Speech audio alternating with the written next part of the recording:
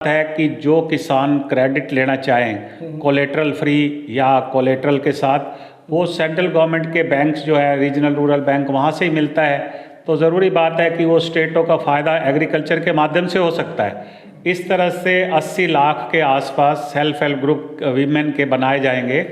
जिसमें 2 लाख रुपए पर वीमेन जो है दिया जाएगा सेंट्रल गवर्नमेंट में। ठीक है कि वो बैंक की स्कीम है, वो स्टेट्स के लिए ही है। तीसरी बात, क्योंकि ये ग्रीन बजट है, ग्रीन बजट के अंदर कुछ ऐसी स्कीम्स है जिसके अंदर या तो इंपोर्ट करने में उनको इथाइल अल्कोहल वगैरह कह लीजिए, उसकी जो ड्यूटीज़ है वो कम की गई है। और इस तरह से हॉर्टिकल्चर के ऊपर 2200 करोड़ की अगर स्टेट्स जो है प्लांटेशन करती हैं और उस प्लांटेशन से हॉर्टिकल्चर की ग्रोथ होती है, तो उससे भी स्टेटों को फ़ायदा होगा, हरियाणा को भी फ़ायदा होगा। हरियाणा गवर्नमेंट है ना, वो हावी नहीं पड़ रही है, सेंटर के ऊपर बारगेन नहीं कर पा रही, जिसकी वजह से ना तो इसको इंफ्रास्ट्रक्चर के फंड्स मिलते हैं, ना फिर इसको मेट्रो के मिलते हैं, ना उस तरह से इंफ्रास्ट्रक्चर की ग्रांट मिलती है, जिसके कारण से गैप बढ़ते चले जा रहे हैं। और इंडस्ट्रियलाइजेशन जो है, गुड़गांव के बाद जो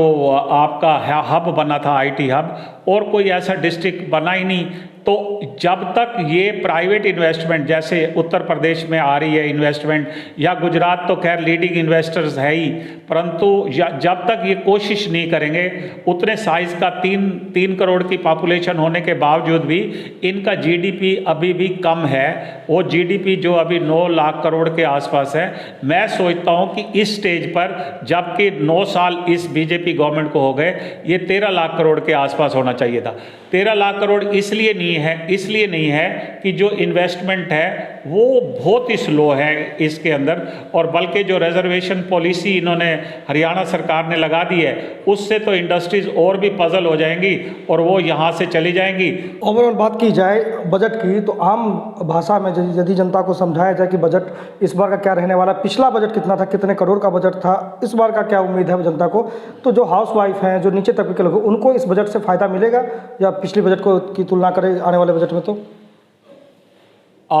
देखिए, हाउस वाइफ हैं, उनको कहाँ से रिलीफ मिलता है? या तो एग्रीकल्चर्स की कोई स्कीम इम्प्रूवमेंट हो। एग्रीकल्चर में अभी 2023 जो है international millet year, serial year को घोषित किया गया है, और मैं भी इस चीज़ के फेवर में हूँ कि आप पैडी की मात्रा को घटाकर, उसके अंडर जो एरिया है उसको 80,000 हेक्टेयर से घटाकर उसको कम कर दिया जाए, 20,000 हेक्टेयर कर दिया जाए, और उसकी जगह ज्वार, बाजरा और इस तरह से मिलेट्स हैं, उसको अगर ग्रो किया जाए तो डेफिनेटली किसानों की हालत सुधर सकती है। या फिर किसानों की हालत, क्योंकि हरियाणा के अंदर ज़्यादातर डेयरी हो सकती है, तो डेयरी को अब 3 लाख रुपए तक का जो लोन है उसमें 2% इंटरेस्ट सब्सिडी सरकार ने दी है, सेंट्रल गवर्नमेंट ने, उसको यूज़ किया जाए, और 1,60,000 की जो क्रेडिट कार्ड की लिमिट है उसको यूज़ किया जाए। पर मैंने प्रैक्टिकली देखा है कि लोग लोन नहीं लेना चाहते, वो यही कहते हैं कि हमारा जितना भी माल है वो एमएसपी पे खरीदा जाए। बेरोजगारी की भी बात करें, स्कूल में शिक्षक नहीं है, एजुकेशन सिस्टम भी इनका ठीक ढंग से नहीं चल पा रहा है, क्या कुछ कहेंगे?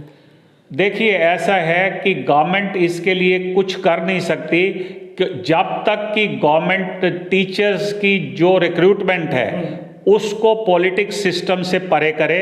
क्योंकि सिस्टम अभी भी पॉलिटिकलाइज्ड है, और पेपर लीक होने का भी यहाँ पे कॉमन है मामला है। और यदि अगर टीचर्स की ट्रेनिंग आप ठीक ठाक कर लेते हो और स्कूल्स के अंदर इंफ्रास्ट्रक्चर प्रॉपर कर देते हो, लैबोरेटरीज को ठीक कर देते हो, टॉयलेट्स को सुधार देते हो, जब तक आप एजुकेशन के ऊपर लगभग वही 14% जो हेल्थ पे करते हो, 6% से 14% तक नहीं करोगे, तब तक ये नहीं होगा। पिछले दिनों में क्या हुआ कि सरकार ने क्या किया कि कुछ बजट जो है गुड़गांव, करनाल, फरीदाबाद और पंचकुला में मैक्सिमम डाल दिया,